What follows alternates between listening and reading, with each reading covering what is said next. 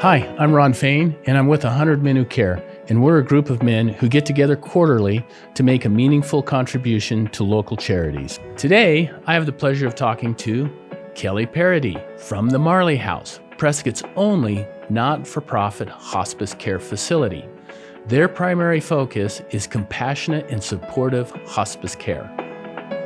Kelly, thank you for being here today, taking the time to jump down into the studios and tell us a little bit about your organization. How are you? I'm doing great. Thanks, Ron. This has been really great to be invited to be part of this. I'm really excited for the February event and just to talk more with your 100 Men Who Care. Oh, thank you. Tell us a little bit about the Marley House. Well, the Marley House is just an amazing place. It is the community's only nonprofit, faith-based hospice inpatient unit. And I think a lot of people drive past it. It's right across from the Prescott High School, and they don't quite know what it is. So I love giving tours of the place because I think until you see it, you can't really understand what it is. Is that the multi-story? Yep. It looks, well, it's in front of the multi-story. It looks like it's got kind of a chapel stained glass in front of it.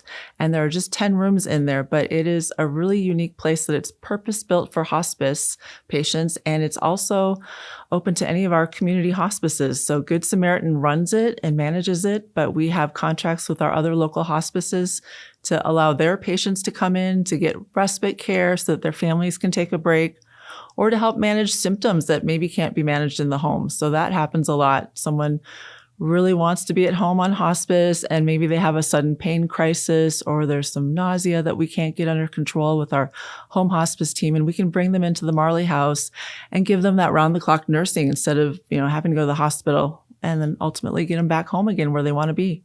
And give us a little bit of background on what hospice is specifically serving, just for those that might not be as medically inclined. Yeah, it's kind of a tough topic. A lot of times when I talk to folks in the community, I kind of get a kick when I talk to community groups because I have a lot of people that will not give me eye contact because they feel like maybe they hear hospice and it's going to be contagious. But hospice is a specialized kind of palliative care that people receive at the end of life.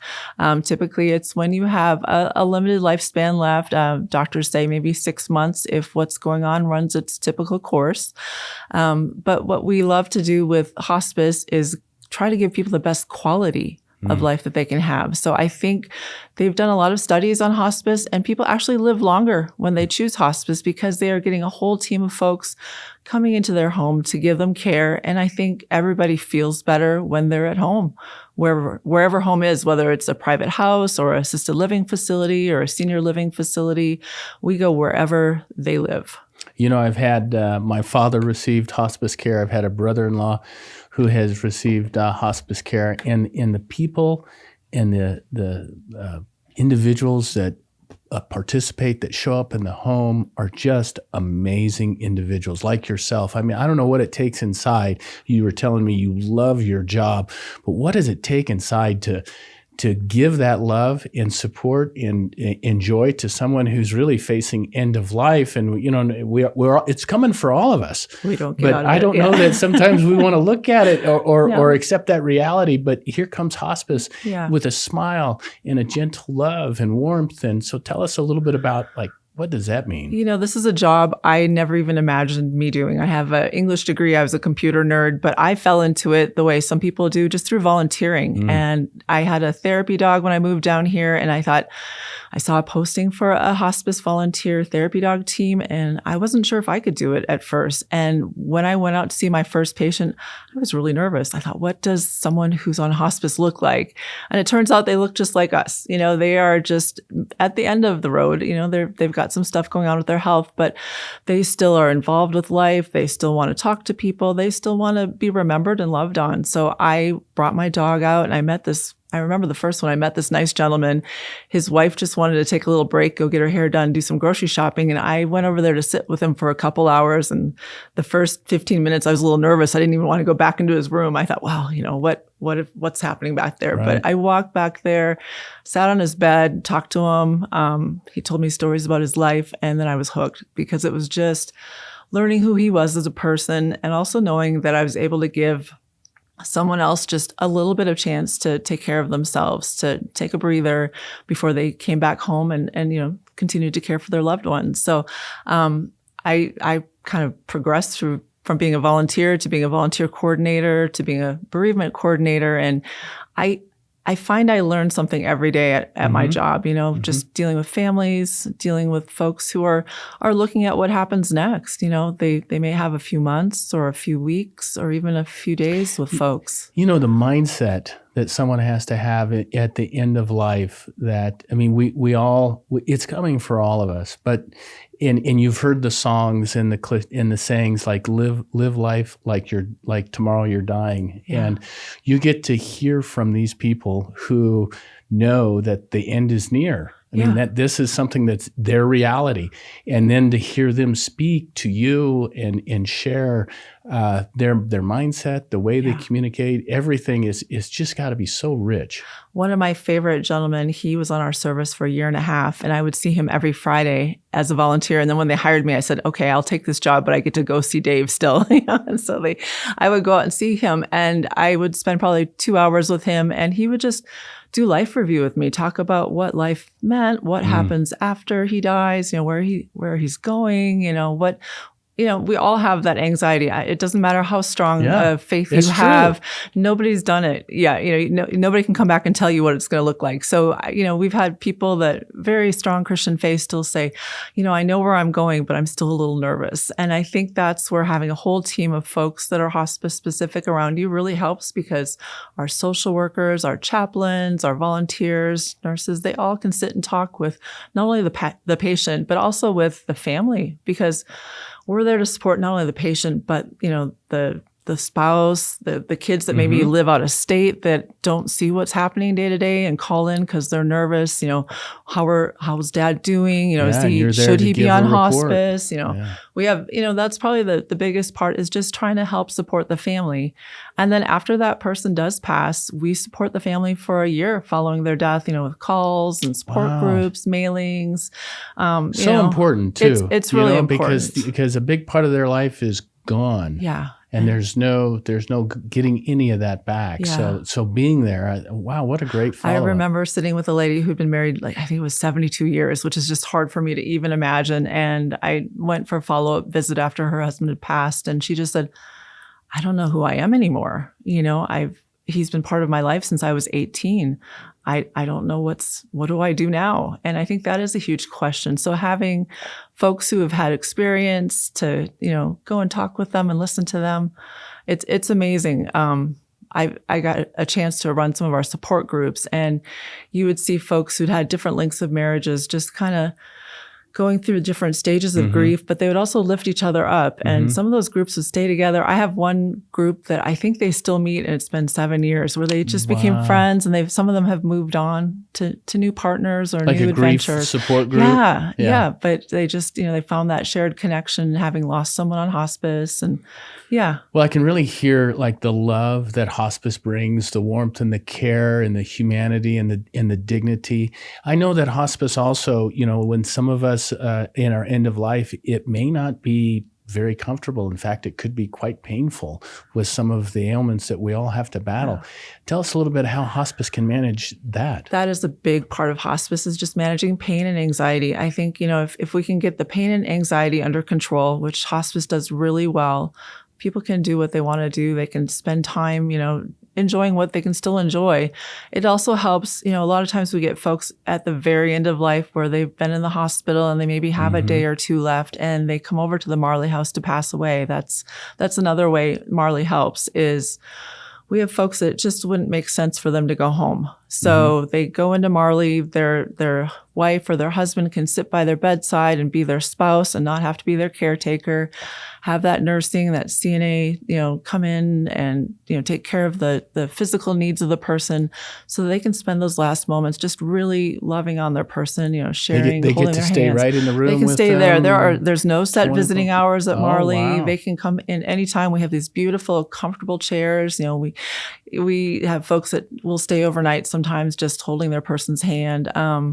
It's a really beautiful space. I love giving tours of it. The rooms don't feel like a hospital room. They have, big double French doors with patios, in the summer months when we have folks that are just there maybe for a 5-day respite. Those doors will be open. Sometimes we'll roll the hospital bed out there, or if folks are walking around, they can go out and sit in the chairs out there. we have lots of entertainment that comes in. We have a harp player. We have therapy dogs. We have a lot of folks that just come in to make this day a little more pleasant if they're at Marley. You mentioned that there were, I think you said 17 hospice organizations in our trade area. There are. In that the Marley House, is the only nonprofit hospice care. Tell us a little bit about that need and how you fill that gap. Yeah, so Good Samaritan has been around for 102 years now. It was started by a pastor in Arthur, North Dakota, and we've been part of the community here since 1978 when the village apartments and rehabs were built. But Good Samaritan is a faith-based nonprofit. We're associated with the Evangelical Lutheran Church. So we are the one hospice in town that is nonprofit and faith-based. And I think that appeals to a lot of people for their mission when they're looking for care, whether it's at our hospice or at some of our senior livings or rehabs. That is a big draw to this community. We've got a lot of people that are looking for faith-based care. I think what makes us special is just we really do meet people wherever they're at. We have chaplains who will find, what that person needs, whether they need their priest to come in to visit, or we've had Buddhist patients. We have people of all faiths and non-faiths, but we support people by just being there in the way that they need us to be there. No rules. Everybody you don't have to be Lutheran to Good Sam. But yeah, faith is a really big part of our organization, and we're very proud of how we started. And we just started much like Bert's story where he shared about his House of Hope. It was just a man who saw a need and got a house for some folks that needed some extra care, and it grew from there. Well, that's fabulous. At 100 men, we're not a 501c3. We're just a group of men who want to get together quarterly and collect our money that we raise in that evening and help support organizations like yourself who are stepping in the gap of wall of need and making a difference for our community. So thank you for doing that. If the Marley House, Good Sam, the Marley House was the recipient of the 100 Men donation financial gift, how would that make a difference for your organization? It'd be a wonderful addition to it. We have what's called a compassionate care fund. So Medicare pays for hospice respite for 5 days every 30 days. And it also pays for what we call general inpatient when someone has symptoms that can't be managed. But dying isn't considered a medical emergency. So sometimes we have folks that they just need to be at the Marley House for a week or two before they pass, or, something happens in their home and they just aren't safe to be there, but they're very close to passing away. We bring them to the Marley House. Medicare doesn't cover it, so it comes out of their pocket. So there are folks that's a pretty stiff bill, but they really want their loved one to have that round-the-clock nursing and that really specialized hospice care. So it would be a wonderful addition to our compassionate care fund, so we could reach out to more folks and make sure that they have that care at the end of life. Wow. If the 100 men, we've got talented people from all walks of life. And if in listening to your story, if there's a way that they could reach you and maybe help out in the organization, do you have a need for volunteers or a need for talent? Yes. How would they reach you, and what kind of needs are you looking for? Yeah, we always need volunteers. In fact, we have a wonderful bunch of volunteers that go sit with families or go work in the Marley House. But we are, especially gentlemen, we don't have as many gentlemen, especially folks that maybe have some military background too. We do 1 out of 4 hospice patients is a veteran, and we like to honor their service when they come on, and we do a great pinning ceremony. And having a veteran volunteer to sit and visit with a veteran, nobody knows a veteran like another veteran. I agree. Even if it's different branches, we still have a few World War II guys that show up on our service, and just the chance to talk with them and honor their service. Some of my favorite moments in hospice have been at our veteran ceremonies where we hear the stories of these folks that have served, sometimes get to look at photos, or just, the one that we had recently where she couldn't really talk at that point. We were honoring her, and I could just see a little tear coming out of her eye as we were singing America the Beautiful to her. And you just know that it's getting through even. Wow. Yeah. So just being able to honor them through volunteer services. Just companionship is huge. Just having someone to come out and talk to them. Wow. Kelly, thank you for everything that you do and the Marley House does, supported by Good Samaritan. And you really do step up and you make a difference in the lives of everybody that is at the end And what a critical moment in our life. And it really, I'm hearing that it's comfort, it's love, it's peace, it's surrounded by caring individuals.